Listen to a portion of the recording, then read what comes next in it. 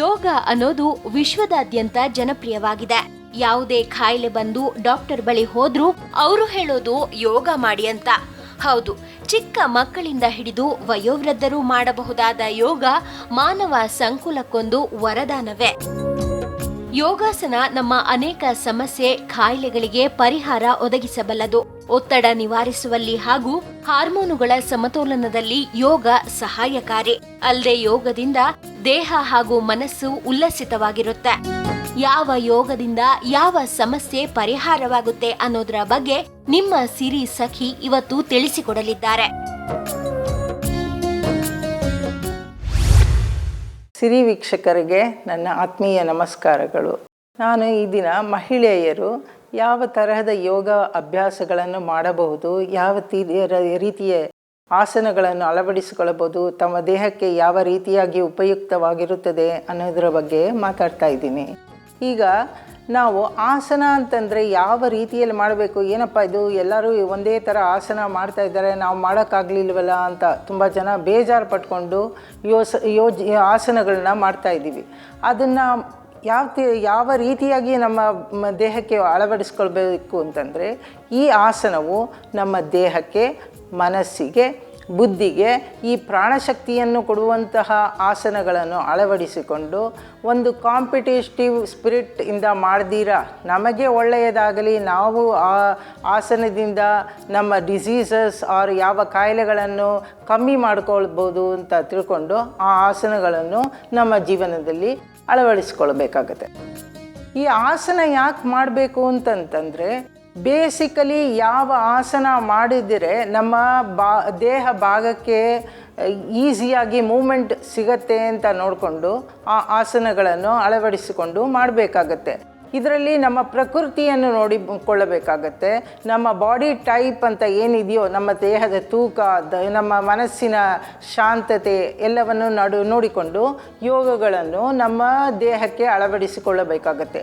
ಇವಾಗ ಎಲ್ಲರೂ ಎಲ್ಲ ರೀತಿಯ ಆಸನಗಳನ್ನು ತುಂಬ ಫಿಟ್ ಆಗಿರಬೇಕಾದ್ರೆ 25-26 ವರ್ಷದ ತನಕ, 30 ವರ್ಷದ ತನಕ ಯಾವ ಥರದ ಆಸನವನ್ನಾದರೂ ಮಾಡಬಹುದು.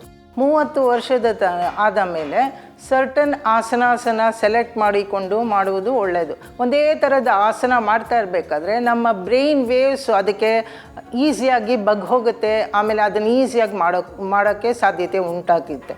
ಅದರಿಂದ ಸಮ್ಟೈಮ್ಸ್ ರಿಜಿಡಿಟಿನೂ ಬರೋ ಸಾಧ್ಯತೆ ಇದೆ.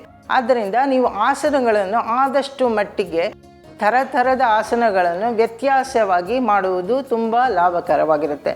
ಇವಾಗ ಮಹಿಳೆಯರು ಓವರ್ 40 or 50 years ಆದ ಮೇಲೆ certain diseases like sedentary life style ಅಂತಂದರೆ ಒಂದೇ ಜಾಗದಲ್ಲಿ ಕೂತಿರೋದು, ಇಲ್ಲಾಂದರೆ ಮನಸ್ಸಿಗೆ ಏನೋ ಬೇಜಾರು ಮಾಡಿಕೊಂಡು ಕೆಲಸಗಳನ್ನ ಮಾಡ್ತಾ ಇರೋದು, ಇಮೋಷನಲ್ ಸ್ಟ್ರೆಸ್, ಮನಸ್ಸಿನಲ್ಲಿ ಕ್ರೋಧ, ಆಮೇಲೆ ಕೋಪ ಏನಾದರೂ ಇತ್ತು ಅಂತಂದರೆ ಅದಕ್ಕೆ ತಕ್ಕಂಥ ಆಸನಗಳನ್ನ, ಶಾಂತಿ ಸ್ವಭಾವವನ್ನು ತರುವಂಥ ಆಸನಗಳನ್ನು ಮಾಡುವುದು ತುಂಬ ಉಪಯುಕ್ತವಾಗಿರುತ್ತದೆ.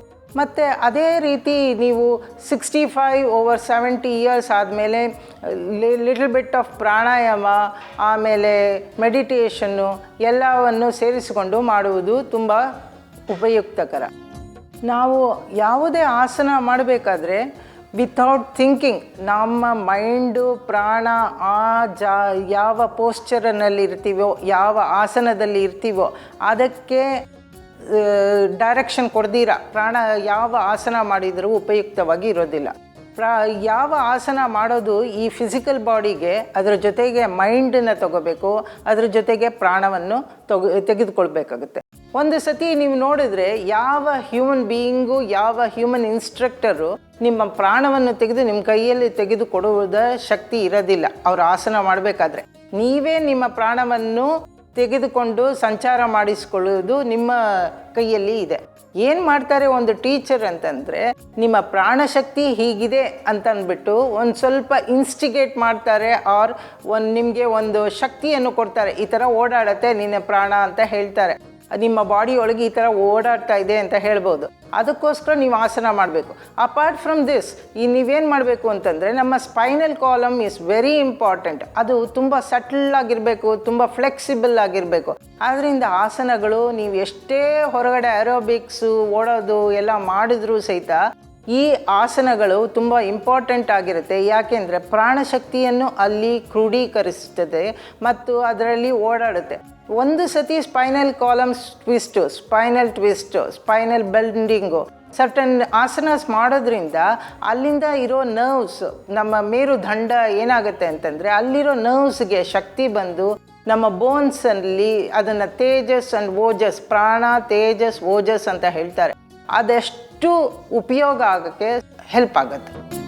ಯಾವ ಥರದ ಯೋಗಾಸನವನ್ನು ನಮ್ಮ ಜೀವನದಲ್ಲಿ ಅಳವಡಿಸ್ಕೋಬೋದು ಅಂದರೆ, ಸಿಂಪಲ್ಲಾಗಿ ತೊಗೊಂಡ್ರೆ ತಾಡಾಸನ, ನಿಂತ್ಕೊಳ್ಳೋ ಪೋಸ್ಚರು ಕೂಡ ನಮಗೆ ತುಂಬ ಎಫೆಕ್ಟಿವ್ ಆಗಿರಬೇಕು. ನಾವು ನಿಂತ್ಕೊಳ್ಬೇಕಾದ್ರೆ ನಮ್ಮ ಕಾಲು ಹೀಲ್ಸ್ 2 ಜಾಯಿನ್ ಆಗಿರಬೇಕು. ಆಮೇಲೆ ನಮ್ಮ ಬ್ಯಾಕ್ ಎರೆಕ್ಟ್ ಆಗಿದೆಯಾ, ನಮ್ಮ ಸ್ಪೈನಲ್ ಕಾಲಮ್ ಎರೆಕ್ಟ್ ಆಗಿದೆಯಾ ಅಂತ ನೋಡಿಕೊಂಡು ನಮ್ಮ 2 ಕೈಗಳನ್ನು ಮೇಲಕ್ಕೆ ಎತ್ತಿದರೆ ಯಾವ ಥರ ಇದೆ ಅಂತ ಅವೇರ್ನೆಸ್ ಥರ ನೋಡ್ಕೊಳ್ಳೋದಕ್ಕೆ ಅದನ್ನು ತಾಡಾಸನ ಅಂತ ಹೇಳ್ತಾರೆ. ಅದೇ ರೀತಿ ನೀವು ಕೂತ್ಕೊಂಡವಾಗ ಸಹಿತ ನೆಲದ ಮೇಲೆ ಕೂತ್ಕೊಂಡ್ರೆ 2 ಕಾಲನ್ನು ಮುಂದೆ ಚಾಚಿಕೊಂಡು ಕೂತ್ಕೊಂಡಿರಬೇಕಾದ್ರೆ ದಂಡಾಸನದಲ್ಲಿ ಕೂತ್ಕೊಳ್ಬೋದು. ಆ ದಂಡಾಸನದಲ್ಲಿ ನಿಮ್ಮ ಕಾಲು back spine below the navel erect ಆಗಿದೆಯಾ ಇಲ್ವಾ ಸ್ಪೈನಲ್ ಕಾಲಮು ಅಂತ ನೋಡ್ಕೋಬೋದು. ಇದೇ ಥರ ನೀವು ಯೋಗ ಮುದ್ರಾದಲ್ಲಿ ಅಂದರೆ ಪದ್ಮಾಸನ ಹಾಕ್ಕೊಂಡು 2 ಕೈನೂ ಇಟ್ಕೊಂಡು ಮುಂದೆ ಫಾರ್ವರ್ಡ್ ಬೆಂಡ್ ಮಾಡಬೇಕಾದ್ರೆ ನಿಮ್ಮ ಬ್ಯಾಕು ಇರೆಕ್ಟ್ ಆಗುತ್ತೆ. ನೀವು ಸಿಂಪಲ್ ಸ್ಪೈನಲ್ ಟ್ವಿಸ್ಟ್ 20 ವರ್ಷದಿಂದ 60 ವರ್ಷದ ತನಕ ಎಲ್ಲರೂ ಮಾಡ್ಬೋದು. ಇದು ಕೆಳಗೆ ಕೂತ್ಕೊಳ್ಳೋಕ್ಕಾಗೋದಿಲ್ಲ ಅಂತಂದರೆ ಚೇರಿಂದ ಕೂಡ ಸ್ವಲ್ಪ ನೀವು ಟಿ ವಿ ನೋಡ್ತಾ ಇರೋಕ್ಕೆ ಮುಂಚೆ ಈ ಕಡೆ ಟ್ವಿಸ್ಟ್ ಮಾಡಿದ್ರೆ 2 ಕೈಲೂ ಹಾರಿಸಾಂಟಲಾಗಿ ಇಟ್ಕೊಂಡು ಟ್ವಿಸ್ಟ್ ಮಾಡಿದ್ರೆ ಅದನ್ನು ಸ್ಪೈನಲ್ ಟ್ವಿಸ್ಟ್ ಅಂತ ಹೇಳ್ತೀವಿ. ಆವಾಗ ಅವೇರ್ನೆಸ್ ಇರಬೇಕು. ಇನ್ಹೇಲ್ ಎಕ್ಸೇಲ್ ಹೆಂಗೆ ಮಾಡ್ತಾ ಇದ್ದೀರಾ ಅಂತ ನೋಡಬೇಕು. ನಿಮ್ಮ ಮನಸ್ಥಿತಿಯನ್ನು ಗಮನಿಸ್ಕೊಳ್ಬೇಕು. ಇದಕ್ಕೂ ಯೋಗಾಸನಕ್ಕೂ ಏನಪ್ಪ ಸಂಬಂಧ ಅಂತಂದರೆ ಇರುತ್ತೆ. ನಮ್ಮ ಬ್ಯಾಕ್ ಬೋನು ವರ್ಟಿಕಲ್ ಇದೆಯಾ ಇಲ್ವಾ, ನಮ್ಮ ಲೋವರ್ ಬ್ಯಾಕ್ ಪೇಯ್ನ್ ಇದೆಯಾ, ಮಿಡ್ ಬ್ಯಾಕ್ ಪೇಯ್ನ್ ಇದೆಯಾ, ಅಪ್ಪರ್ ಶೋಲ್ಡರಲ್ಲಿ ಪೇಯ್ನ್ ಇದೆಯಾ, ನೆಕ್ಕಲ್ಲಿ ಪೇಯ್ನ್ ಇದೆಯಾ ಅಂತ ನಮಗೆ ಅವೇರ್ನೆಸ್ ಗೊತ್ತು. ನಮಗೆ ಅವೇರ್ನೆಸ್ ಗೊತ್ತಾದವಾಗ ಈ ಯೋಗಾಸನಗಳನ್ನು ಮಾಡ್ತಾ ಇದ್ದರೆ ನಮಗೆ ಸ್ಲೋವಾಗಿ ಅಲ್ಲಿಗೆ ಪ್ರಾಣಶಕ್ತಿಯನ್ನು ಹೋಗುತ್ತೆ. ಪ್ರಾಣಶಕ್ತಿಯನ್ನು ಆ ಜಾಗಕ್ಕೆ ಕಳಿಸಿದವಾಗ ಅಲ್ಲಿರೋ ನರ್ವ್ಸ್ ಆ್ಯಕ್ಟಿವೇಟ್ ಆಗುತ್ತೆ. ಅಲ್ಲಿರೋ ಟಾಕ್ಸಿನ್ಸ್ ಅಂತ ಹೇಳ್ತಾರಲ್ಲ, ಆ ಟಾಕ್ಸಿನ್ಸ್ ಎಲ್ಲ ಬಿಡುಗಡೆ ಆಗುತ್ತೆ, ಅಲ್ಲಿಂದ ಹೊರಗೆ ಬರುತ್ತೆ. ಆಮೇಲೆ ಅಲ್ಲಿಂದ ಪೋರ್ಸು, ಸ್ಕಿನ್ನಲ್ಲಿರೋ ಪೋರ್ಸ್ ಓಪನ್ ಆಗುತ್ತೆ, ಅಲ್ಲಿಂದ ತೇಜಸ್ಸು ಇನ್ಕ್ರೀಸ್ ಆಗುತ್ತೆ.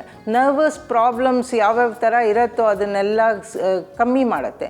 ಇದಕ್ಕೆಲ್ಲ ಸ್ಪೈನಲ್ ಟ್ವಿಸ್ಟ್ ತುಂಬ ಇಂಪಾರ್ಟೆಂಟ್ ಆಗಿರುತ್ತೆ. ಬಟ್ ಅದನ್ನು ಮಾಡಬೇಕಂತಂದರೆ ನೀವು ಒಂದು ಟೀಚರ್ ಹತ್ರ ಹೋಗಿ ಕಲ್ತ್ಕೊಳ್ಬೇಕಾಗತ್ತೆ. ಇದು ನನಗೆ ಸೂಟಬಲ್ಲ ಇಲ್ವಾ ಅಂತ ಡಾಕ್ಟ್ರನ್ನ ಕೇಳಬೇಕು. ಆಮೇಲೆ ಯೋಗವನ್ನು ಪ್ರಾರಂಭಿಸಬೇಕಾಗತ್ತೆ. ಇದರಲ್ಲಿ ಇನ್ನೂ ಒಂದು ದೊಡ್ಡ ವಿಷಯ ಏನು ಅಂತಂತಂದರೆ, ಈ ಬ್ರೀದಿಂಗನ್ನು, ಪ್ರಾಣವನ್ನು ಮತ್ತು ಆಸನವನ್ನು 3 ಒಟ್ಟುಗೂಡಿಸಿ ಮೈಂಡ್ ಅವೇರ್ನೆಸ್, ನಮ್ಮ ಬಾಡಿಯನ್ನು ನೋಡ್ತಾ ಇರಬೇಕು, ನಮ್ಮ ಮನಸ್ಸನ್ನು ನೋಡ್ತಾ ಇರಬೇಕು, ನಮ್ಮ ಪ್ರಾಣವನ್ನು ಆ ಜಾಗಕ್ಕೆ ಕೇಂದ್ರೀಕರ ಮಾಡಿಕೊಳ್ಳುವುದು ತುಂಬ ಇಂಪಾರ್ಟೆಂಟ್ ವಿಷಯ. ಇದನ್ನು ಮಾಡ್ತಾ ಹೋಗ್ತಾ ಇರಬೇಕಾದ್ರೆ ನಮಗೆ 3 ಥರವಾದ ಶಕ್ತಿಗಳನ್ನು ನಮ್ಮ ಹತ್ರ ತೆಗೆದುಕೊಳ್ಳುವುದಕ್ಕೆ ಸಾಧ್ಯತೆ ಇದೆ. ನಾನು ಹೇಳಿದ ಯೋಗಾಸನಗಳ ಬಗ್ಗೆ ತಿಳ್ಕೊಂಡಿದ್ದೀರಾ ಅಂತ ತಿಳ್ಕೊಂಡಿದ್ದೀನಿ. ನೀವು ಇದನ್ನು ಉಪಯೋಗಿಸ್ಕೊಂಡು ನಿಮ್ಮ ಜೀವನದಲ್ಲಿ ಅಳವಡಿಸ್ಕೊಳ್ಳಿ. ನೋಡಿದ್ರಲ್ಲ, ಯಾವ್ಯಾವ ವಯೋಮಾನದವರು ಯಾವ ಆಸನಗಳನ್ನ ಮಾಡಬೇಕು, ಹೇಗೆ ಬ್ರೀತಿಂಗ್ ಜೊತೆ ಆಸನಗಳನ್ನ ಮಾಡಬೇಕು ಅನ್ನೋದನ್ನ. ಹಾಗಿದ್ರೆ ಇನ್ಯಾಕ್ ತಡ, ಇವತ್ತಿನಿಂದಲೇ ಯೋಗಾಸನವನ್ನ ಮಾಡಿ ನಿಮ್ಮ ಆರೋಗ್ಯವನ್ನ ಕಾಪಾಡಿಕೊಳ್ಳಿ.